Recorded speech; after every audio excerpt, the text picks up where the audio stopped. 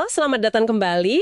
Kita langsung saja ya, kita mau gali satu bias kognitif yang menarik banget nih dari buku The Art of Thinking Clearly, tepatnya di bab 95. Judulnya aja udah bikin penasaran, mengapa daftar periksa menipu Anda? Intinya tuh soal feature positive effect. Pernah dengar? Efek fitur positif lah kalau dibahasa Indonesiain. Jadi kecenderungan kita nih lebih fokus ke apa yang ada, yang kelihatan, dibanding apa yang nggak ada atau hilang.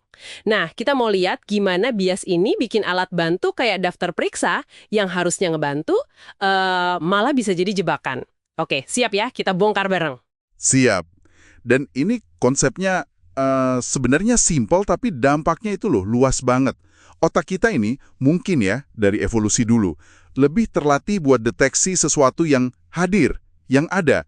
Informasi yang ada, fitur positif, itu otomatis kita kasih bobot lebih, gampang kita proses. Sebaliknya nih, kalau sesuatu itu nggak ada, absen gitu, wah itu lebih susah buat kita sadari.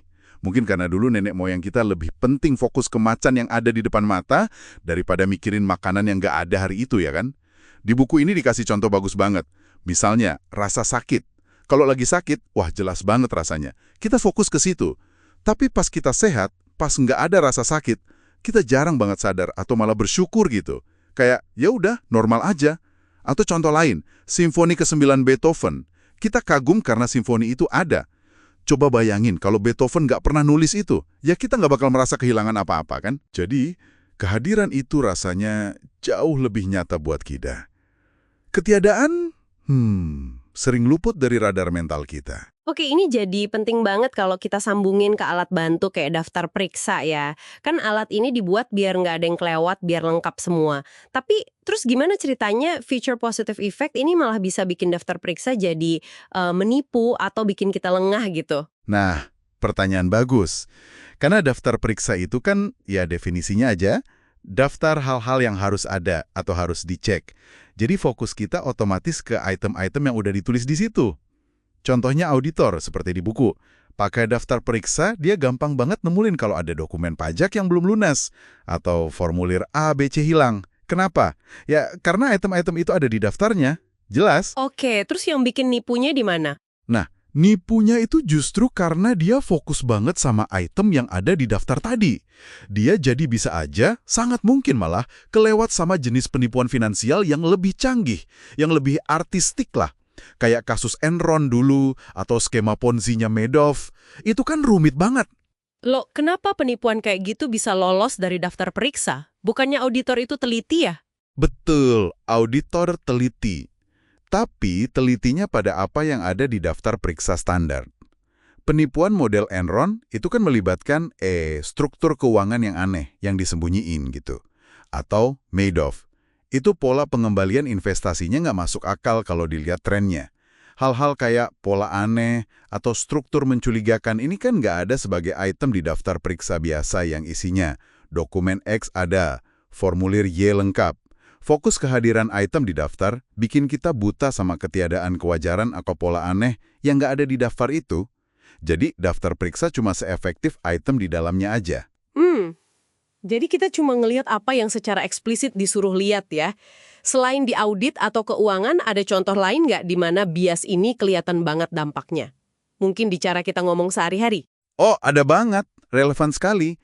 Coba deh perhatiin pesan-pesan kesehatan. Di buku ini disorot juga. Kalimat merokok menyebabkan kanker paru-paru, ini kan fokus ke adanya penyakit ya. Nah, ini ternyata jauh lebih nempel di kepala orang. Dibandingin sama kalimat, tidak merokok menghindarkan Anda dari kanker paru-paru. Logikanya sama persis, tapi efeknya beda. Kalimat kedua kan fokus ke absennya penyakit. Nah, itu kurang greget gitu buat otak kita.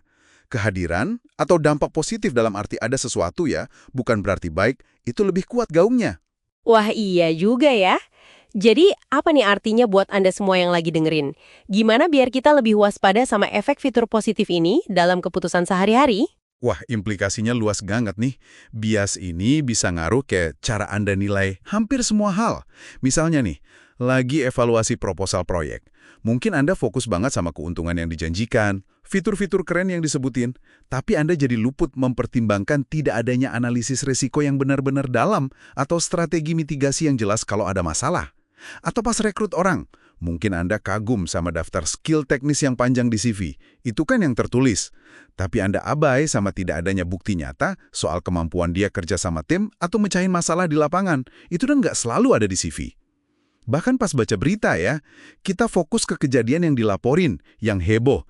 Tapi sering kelewat sama tren penting atau masalah sistemik yang nggak dilaporin, yang nggak dianggap berita. Kuncinya sih sadar kalau apa yang nggak kelihatan, apa yang nggak disebutin, itu seringkali sama pentingnya atau malah lebih penting dari yang kelihatan. Jadi intinya kita nih kayak punya kacamata kuda ya.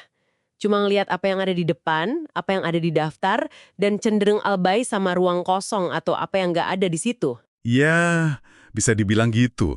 Ringkasnya, feature positive effect ini bias bawaan kita yang bikin lebih peka sama kehadiran daripada ketiadaan. Daftar periksa alat bagus kok, berguna banget buat tugas tertentu. Tapi kita mesti sadar banget sama batasannya. Dia bisa ngasih ilusi kalau semuanya udah beres. Padahal cuma beres sebatas apa yang ada di daftar itu. Kita cuma lihat apa yang kita cari secara eksplisit. Nah ini nih yang mungkin bisa jadi bahan renungan buat Anda bawa pulang. Mengingat otak kita ini secara alami susah banget ya deteksi ketiadaan, gimana caranya kita bisa ngelatih diri secara sadar? Buat aktif nyari gitu, apa sih yang nggak ada di laporan ini? Apa yang nggak disebutin di presentasi itu? Apa yang mungkin sengaja nggak ditampilin? Coba deh pikirin, gimana strategi Anda buat ngeliat apa yang tersembunyi di balik yang tampak jelas itu?